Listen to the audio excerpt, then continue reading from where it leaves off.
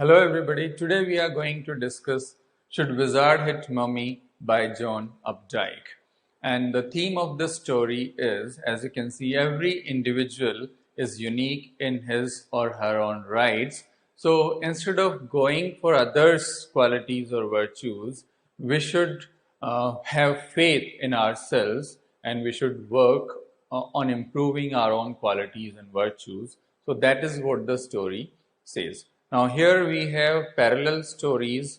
One is about a family of four, that is Jack, his daughter Joe, his wife Claire, and a young son, that is Bob. So these are the four members.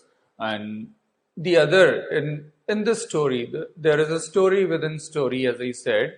So there is another character, that is Roger Skunk, and that goes along with this story. Actually, the father Jack tells a story to his daughter Joe. So, and through that story, he tries to convey a message to her. So this is how it goes, and there were some certain commonalities in all the stories narrated by Jack. So let's see what message he conveys here in this story, and how does he express, or how does he narrate that story. So we'll begin right from the beginning, that how the story begins. So what this father Jack, he would tell, or he would narrate a story to his daughter every night, and also for Saturday naps. Naps means siesta, or a short sleep after meals or so in the afternoon generally. So he would narrate a story to his daughter Joe. Now it started when she was 2, and it has been 2 years. So now she was 4. And now what the father felt his head empty. After all, like for 2 years he was narrating a story to his daughter. So his head felt empty, the stock was over. Now how would he bring new stories daily with new characters? So what he would do, he would tell her a story with the same, the character would have same name in all the stories, like the first name. Actually, the first name would always be the same, and he would change the second name, that is the surname we can say. He would change the surname. It means in all his stories there would be a creature named Roger, and the second name would be something else, like Roger Fish, Roger Squirrel, Roger Chipmunk, something like that. But Roger would always be there. So that's quite interesting. Now what, in all the stories, this Roger creature would have some problem. Fine. And with that problem, he would go to a wise old owl.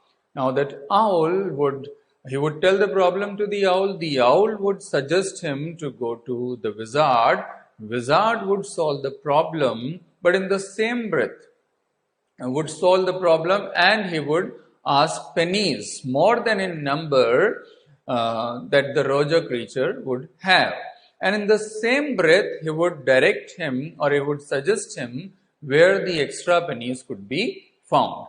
So, and the Roger creature would return with those pennies and would hand it over to the wizard, would return to the forest, would play with the other animals, and then there would be the description of supper and father returning from Boston. So this would be common in all the stories narrated by Jack. So here we have a question on this, and the question is, what would be the commonality in all the stories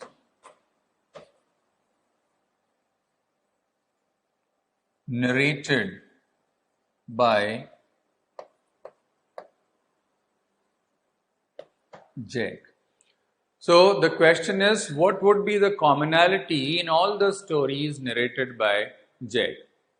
Answer is very simple. What I just said, that how it would be that that Roger creature in all the stories with some problem would go to Owl would send him to the wizard. So all those things are to be mentioned. So now what that working in this way through this scheme was especially fatiguing on Saturdays because Joe did not fall asleep for naps. So fatiguing, tiresome. The reason was actually now she was 4 and she would not fall asleep for naps. She would participate in that storytelling. And and so, knowing this made the ritual seem futile. So, all this exercise, all this practice seemed what? Useless, futile, that even after telling the story, she was not going to sleep. So, now what? They would allow Joe to be in their bed for Saturday naps and whenever she would be sick. So, Joe was lying there in the bed and the bumps her feet made went halfway down the bed. So, what is the writer trying to say here? It is what she had grown taller now. And so she covered half of the bed. That's what he is trying to say, that the bumps her feet made went halfway down the bed. She was now taller and she covered half of the bed. Now, the sunlight through the blinds, actually through the windows, the sunlight was falling on her face, and it didn't seem some magic would occur and she would fall asleep like a baby of 2. So it was what she felt, what the father felt. And Bobby, the son, actually younger of course than her, so had fallen asleep with a bottle of milk. He had fallen asleep. Now, father asked Joe, now, Joe, who shall the story be about today? And Joe was squeezing her eyes as if thinking to be thinking. It was like she was pretending to be thinking or something like that, squeezing her eyes and all. And she said, Roger, skunk. And getting a fresh hero momentarily stirred Jack to creative enthusiasm. Means father got quite enthusiastic that it was a new hero for that story, and he thought, how did she come to know about skunk? They must have told about this in nursery school. It means father was thinking that she could have heard about skunks in her school. Now, what are skunks? Skunks are rodents and they are bad smelling. Skunks are always bad smelling, and so the skunk, sorry, the Rogers, just as you know, the mouse is a rodent and it is bad smelling. Similarly, skunks are like that. They too are rodents and they are bad smelling. So now what? Father started the story, got quite enthusiastic after that, and he started the story. Once upon a time, there lived a creature named Roger Skink in the deep dark woods, and he smelled very bad. Okay, fine. The story began like that. Joe also was happy, and she was listening carefully. Now, father said he smelled so bad that all the other creatures ran away from him. Now, Joe hadn't foreseen this, that father would say so, that other animals ran away. And what father continued with zest, that means with enthusiasm, all remembering his own certain humiliations of his childhood. Now, what does that mean? Actually, father himself, Jake himself, had undergone such kind of experiences, humiliations, and insults, so he could identify himself with skunk. Now, here, of course, we have a question on this, and definitely we must ask this. The question is, what part of the story Jake identified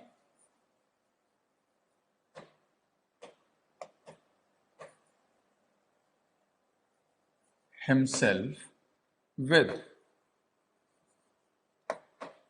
So, what part of the story Jake identified himself with?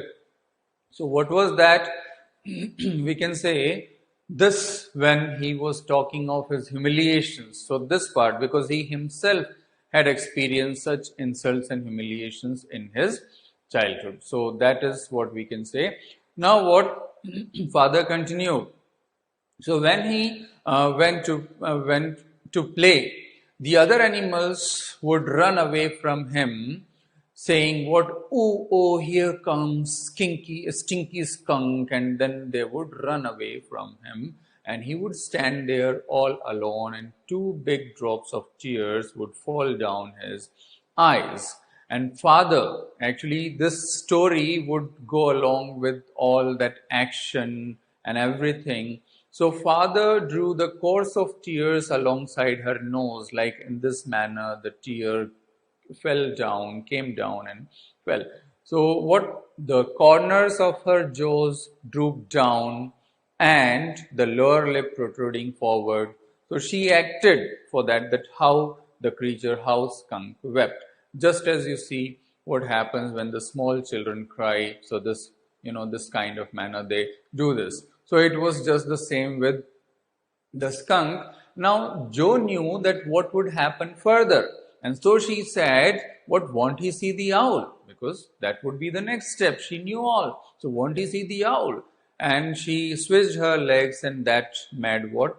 The covers tug. He felt a tug of cover. Means there was pull when she switched her legs.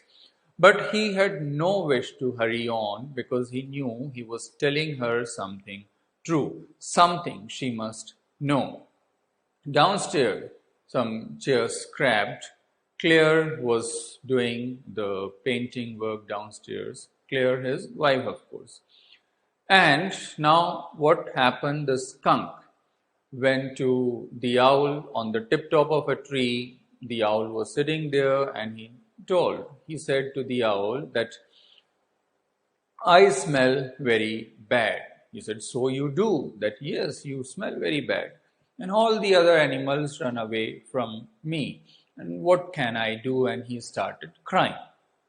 Now Joe knew what would happen next. So she started crying, "The wizard, the wizard." And at that moment, what happened? A golden book which was lying beside her fell down. And father got angry. He was annoyed at this, and he said, "Now, Joe, who is telling the story? Now, do you want to tell daddy the story?" Joe said, "No, you, me." "Okay, then lie down and be sleepy." Fine. Joe just lay down there. Actually, father got angry at this because she was disturbing again and again. So Joe then just lie down. She lay down there. And then what? Father continued that you now lie down and be sleepy. And father said that he was narrating all that problem of the skunk and the owl. So the owl thought and thought, of course, what was to happen? What Joe had said, that was to happen. Owl thought and thought, and he said, "Why don't you go and see the wizard?" Now, Joe disturbed again. Joe said, "Now, Daddy, are magic spells real?" This was a new phase, a real phase. So we must know what that new phase was. So the question here is, this was a new phase. What was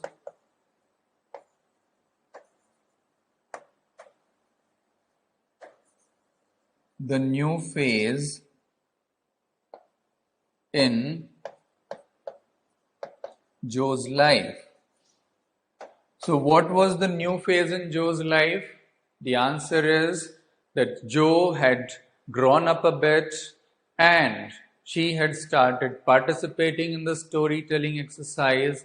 She would ask questions to satisfy her curiosity, and she would even cross-check her parents, cross-examine her parents. And this is given in this para here, that if the father would say that spider eat bugs, she would ask her mother about that. Is it true? Really? And if mother said that God is all around us and he is watching us, she would go to her father and ask, is he really? So this was the new phase, that she had started asking questions to satisfy her curiosity. Now, father answered what that she had asked, are magic spells real? So to this, father is answering, yes, they are real in the stories. This is what father said. Now, in a curt manner, curtly means bit rudely. Why? Because she had made him miss a beat in the narrative. That means she had disturbed and he had lost the rhythm. Now, father said, okay, the response, how to reach to the wizard. So the owl is directing him the way. What? Into the woods, under the apple trees, into the swamp, over the creek. Now, swamp is marsh, and creek, she couldn't understand creek, and she asked, what's creek? So, father said, it's a small river. So, that was the response of father. He explained that it's a small river, a stream. So, of course, we have a question here, that what route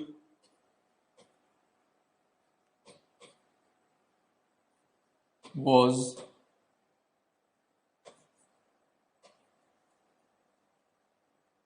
followed by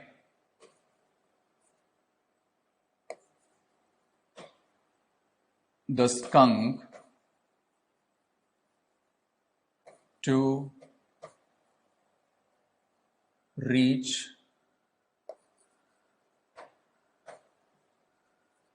the wizard's house?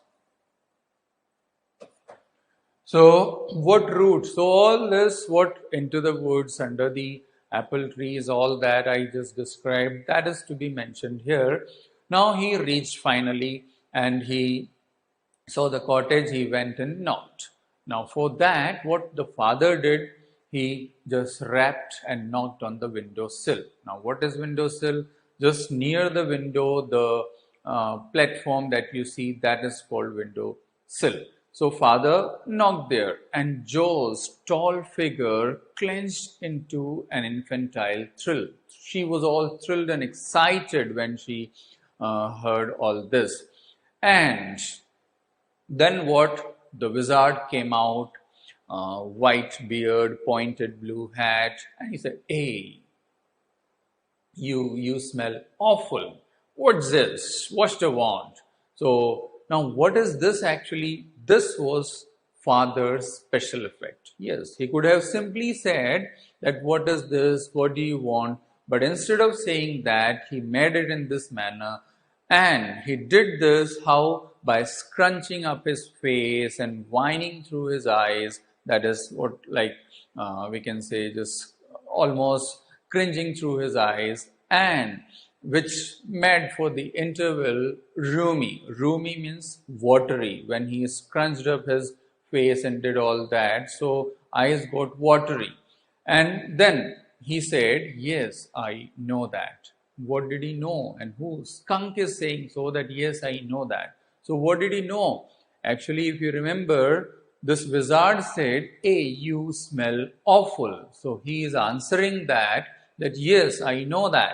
And all the other animals run away from me. The owl said, you could help me. So he said, okay, come on in, but don't get too close. Smell bad actually.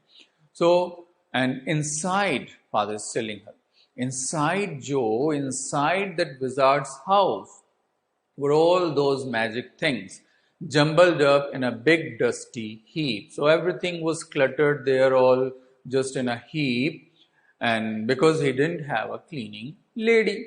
So why? Because he was a wizard and a very old man. So she asked, will he die? Father said no, because wizards Wizards don't die. Now the wizard, what he did, he just rummaged around. Rummaging means searching, scattering things. So that is rummaging actually. So he rummaged around and found a stick called Wizard's Magic Wand. And then he asked, "What smell would you like to have?"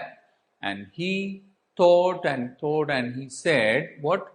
That roses. So Joe also felt happy, smugly. Smugly means there was a pleasant feeling, a feeling of satisfaction. So Joe also felt happy that rose. Okay, fine, that's good. Now, father, what he did, he fixed her. He fixed her with almost a trance-like gaze. That means in a hypnotic way, almost as if he was hypnotizing her. So he fixed her in that way and then chanted in the wizard's elderly, irritable voice some magic mantra or so. And here, of course, we can say this that he here we are, and I'll tell you how it is all going to be. So he chanted in that wizard's elderly, irritable manner, and what was that? A magic mantra sort of thing. How that abracadabra, hocus poo, Roger skunk, how do you do? Roses, bosses, full and ear, Roger skunk, you never fear. So bingo, he made this, he uttered this, and Joe was almost lost in that. A rapt expression, rapt means immersed, lost. A rapt expression widened out of her nostrils, forcing her eyebrows up and lower lip down in a wide, noiseless grin. That means she was grinning. Grinning means showing her teeth. She was smiling, her teeth could be seen. Just the expression Jack had noticed or seen his wife feigning pleasure. Feigning means pretending, showing. So he had seen his wife showing pleasure in the cocktail parties, and the same kind of expression was there on Joe's face. And now, what inside that wizard's house was full of the smell of roses. And roses, Roger Fish cried, and the wizard said in his cranky voice, "That would be 7 pennies." Now, he didn't have those. And here, something has happened. If you noticed, if you heard carefully, something has happened. He made a mistake. Who? Father Jack made a mistake. And what's the mistake? In that enthusiasm, actually, he said Roger Fish instead of Roger Skunk. But Joe noticed that. She caught him at that point. Of course, she was not going to leave. She said, "Daddy." He said, "What? You said Roger Fish. And wasn't that silly?" "Oh, yes, very silly of your stupid old daddy." Now, that usual expression when something, when your dads bungle something or commit some mistake or so, "Oh, that now I've got old." So that is the problem. So the same old expression here, that very stupid of your, or very silly of your stupid old daddy. Now father said, "Okay, you know about pennies, so say it." So she knew what? That he demanded 7 pennies and Skunk had only 4 pennies. And we discussed about that extra pennies, how it happened. So the wizard, he suggested where the extra pennies could be found. He said, "You go down the lane, and at the end of the lane, turn around 3 times, and there you will find a magic well, and in that well you will find the extra 3 pennies." He followed the instructions, found the extra 3 pennies, came back, handed them over to the wizard, returned to the forest, and when he went there, all the other creatures gathered around him, and they were very happy because he smelled very good. Yes. And they played all the games like basketball, baseball, tag, lacrosse, pick up sticks, all such sort of games. Now, what is lacrosse here? Lacrosse is a game you play with stick and a ball. So it is almost similar to hockey. In lacrosse, you have a stick, and at the end of the stick, you have a net. And with that net, you control the ball and take that to the goal post. So this is how we play lacrosse. But Joe was confused about what? That pickup sticks. So she asked, what's pickup sticks? Father said, just a game you play with sticks. Now, she said, like the wizard's magic wand. He said, yeah, sort of. Yes, those some sticks sort of thing also. Okay, so now Joe started fiddling and fussing with her fingers. Why? Joe thought the story is over, because that would be in all the stories. After this, what would happen? There would be the description of father returning from Boston and the supper. So she thought the story is about to over, and she started fussing and fiddling with her fingers and looked out at the break of the day, means the light which was coming through the window. She started looking out. Now, father didn't like this. What? When women took anything for granted. He didn't like this at all. He wanted them apprehensive, always hanging on his words, always like uncertain, what next, what would happen now. So in that way, he liked them in that way. He could never see them all confident about the ending of the story or so. He didn't like that at all. And so here we have an important question, and that is, what is the anti-feministic streak in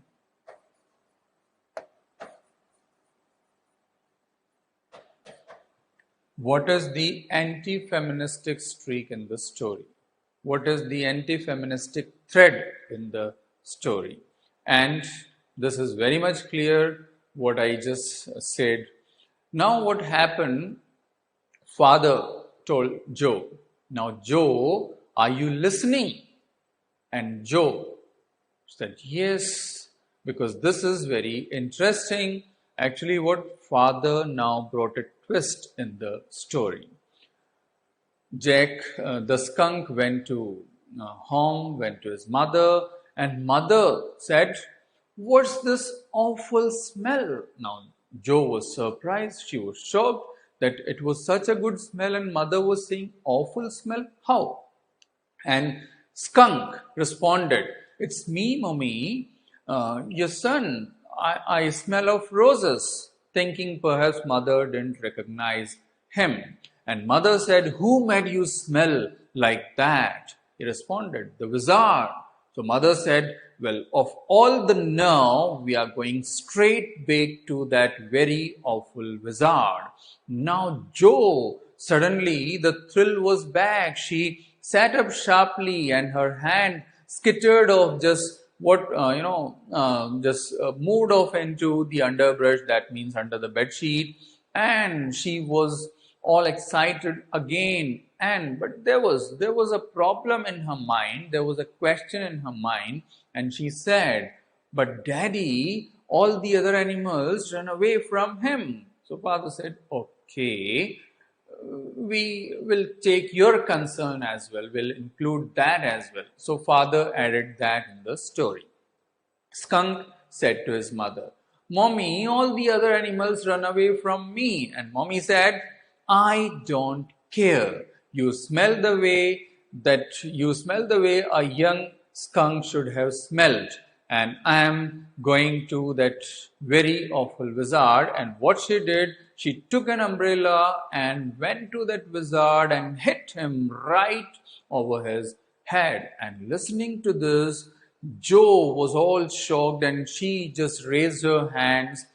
But even in her agitation, she couldn't dare to stop the source of truth, that she couldn't do that. And suddenly, what happened at that very moment, inspiration came to her. Inspiration, that means what? That an idea. Suddenly, there was an idea. And she said, and the wizard hit her back and didn't change the smell. Mother said, no. Wizard said, okay. And what? The skunk did not smell of roses anymore. And Jo, she couldn't digest that. She said, but all the other animals, the reason is that she was unable to accept that how could a mother do that? That such a good smell was changed by her mother. Now dad said, now Jo, shall daddy not tell you any more stories? What? Don't you want me to tell more stories to you? Jo looked at her father, all astounded, that is, all surprised. The light was falling on her face, and she was really quite astonished that why her father did so. And then there was that woo-woo the wind, the woo-woo of the wind and the choo-choo of the train returning from Boston. And then there was the description of supper. And what they had: lima beans, they had celery, they had mashed potatoes, and pie oh my for dessert. Finally, at night, when the skunk went to bed, mother went up to him and hugged him and said that she loved him very much. And that's the end of the story. Now, Jo was unable to accept that ending, that how the story could end like this. So she still had that concern. She said, but what about the other animals? Did they run away from him? Father said, no, because eventually they got used to the smell he had and they didn't run away. Now, Jo couldn't understand. What? She asked. What's even Shiladi? Now, the reason, what is this actually? Jo was just 4. Yes, she was still a small child and she was unable to pronounce that word eventually, and that's what she is saying. So she pronounced it in this manner. Now, she said, oh, she was a stupid mommy. Father said, no, she was not. But Jo could not accept that. And now what happened here, that Father Jack felt through her expression, through the expression on her face, that she felt that Father, through that story, was defending his own mother. Means through Skunk's mother, Father was defending his own mother. This is how Jo felt, and Jack, through her expression, could conclude this only. And now what? He asked her to lie down and sleep. He adjusted the blind so that no crack of day could fall on her face, adjusted the pillow, and then went up to the door. And there he tiptoed, he turned. And when he turned, he saw she was crouching on her knees. Yes, she was crouching on the bed. He said, now lie down and fall fast asleep like Bobby's sleep. And she, of course, was not going to do that. What she did, she bounced gingerly on the bed, just as, small kids do. So she was jumping on the bed. And she said, now, Daddy, okay, today what you said, I heard and accepted that. But tomorrow you say what? That the wizard hit the mommy on her head. She just did the action for that. And Father, so here, as she wanted to end the story, so here we are. And now what? Father said, no, that's not the story, because Jo loved his mother more than anybody else, and she knew what was right. But Jo was not agree to that. Jo just was kicking with her legs as she had done in all the stories. The only difference was she was not laughing. Of course, the story was not as she demanded or desired. So she was not laughing this time. That was the only difference. And finally, again, when he was going down, she again said, "Tomorrow you say, Dad." And Daddy said, "Okay, we'll see. Now you lie down and sleep." Okay. Now downstairs, Claire had put on his old shirt on her maternity smock, and dipping the brush, the paint brush, she was painting the chair rails. So, and what happened suddenly? He heard the sound of footsteps, and father said, "Now, John, shall I come up and spank you there?" Spank you means beat or thrash. So footsteps hesitated. Clear. Oh, that was a long story. And father said that poor kid. Actually, what Claire was waiting for him, that he would come down and would help her in painting and doing all that work. But how could he unless Joe would allow him? He was unable to come, and when he came, he was all exhausted. So, with all the things jumbled up there, like the moldings, the chair rails, and all, he felt himself caught in ugly middle position along with his wife. It was all like half painted and half not painted. It was like that. He felt himself caught in an ugly middle position, that he didn't want to work with her, touch her, speak to her, or do anything.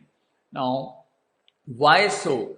We have a question on this, that on this ugly middle position, and the answer is he felt himself caught in an ugly middle position because, one, he could not satisfy his daughter about the ending of the story and could not put her to sleep. And on the other hand, he could not help his wife even.